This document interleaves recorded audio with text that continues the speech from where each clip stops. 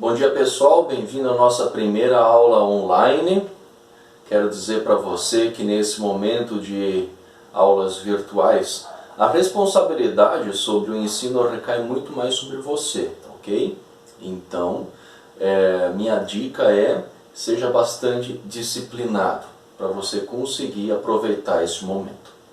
Na nossa aula de Sociologia de hoje, nós vamos fazer uma pequena revisão daquilo que nós vimos, nos preparando para uma atividade avaliativa que eu vou explicar para vocês depois, tá certo?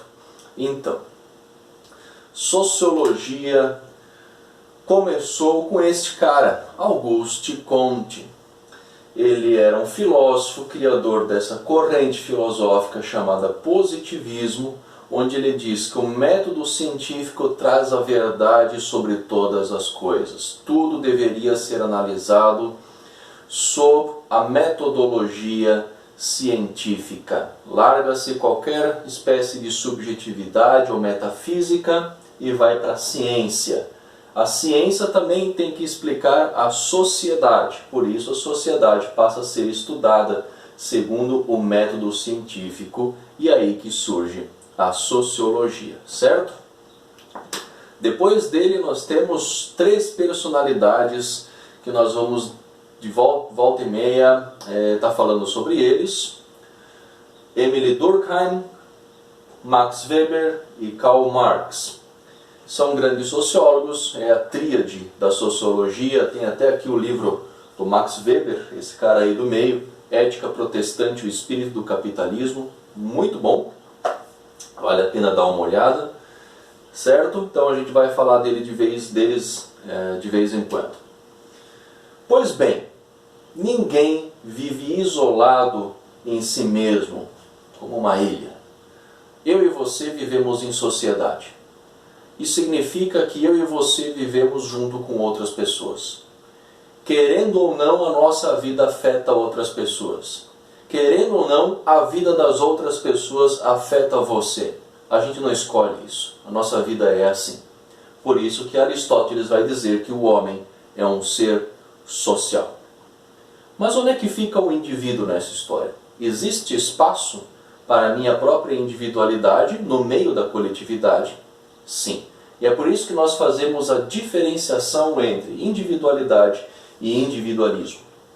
Individualidade é o conjunto de características, as tuas particularidades, aquilo que faz você ser você, o teu jeitinho. Agora, individualismo é egoísmo. A atitude de quem procura satisfação pessoal. É quem quer viver para si mesmo, achando que as suas atitudes não vão atingir as outras pessoas. É quem olha apenas para si e não para o seu entorno. Ainda existe espaço para a tua individualidade na sociedade. Mas o individualismo é prejudicial porque ele abre mão do conceito de que nós somos um ser social. E isso nós não escolhemos. Tá certo? Então, um conceito de sociedade. A sociedade é um agrupamento de pessoas que formam uma coletividade, uma comunidade. Ou seja, é um conjunto de indivíduos que vivem num determinado lugar, que seguem as mesmas normas e têm valores semelhantes. Aqui a gente pode ainda diferenciar, dar um exemplo de microsociedades e macrosociedades. As microsociedades, sociedades pequeninhas. Família é a primeira na qual você foi inserido. A sala de aula, um agrupamento de pessoas pequeno que tem um objetivo em comum, valores em comum, né? Uma pequena comunidade. Agora nós temos também as macrosociedades, sociedades enormes, grandes. A sociedade latino-americana, quando a gente olha para a América do Sul e a América Central, nós vemos particularidades que nos unem de alguma forma, né? Nem que seja valores, cultura. A macrosociedade ocidental, quando a gente olha, nós somos ocidentais, o que isso significa? Não é um monte de coisa que nos une, que é possível dizer do ocidental, da pessoa ocidental. Então, passando adiante, eu estou seguindo aqui aquilo que nós vimos na nossa apostila, falamos sobre as coerções sociais. falando sobre Emile Durkheim e os fatos social.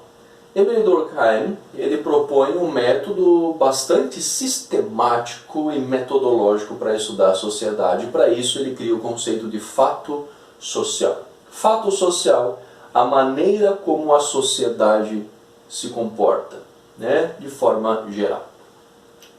Então, existem 3 características para o fato social. Primeiro, a coercitividade. Influência que leva a coletividade a agir de forma homogênea.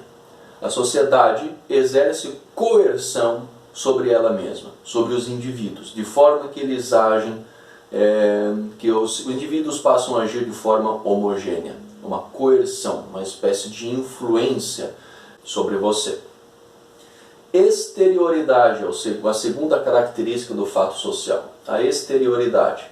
Fatos sociais não são estados individuais de consciência, mas representações coletivas. Então não é o que você pensa sobre a sociedade, é como a sociedade age, a representação coletiva, é como a coletividade se comporta. Não se olha para o indivíduo, não existe um interesse no indivíduo, existe um interesse no todo. E a generalidade, que é a terceira característica, comportamento que tem aceitação coletiva. Esse comportamento, ele, em suma, possui legitimidade dentro da sociedade.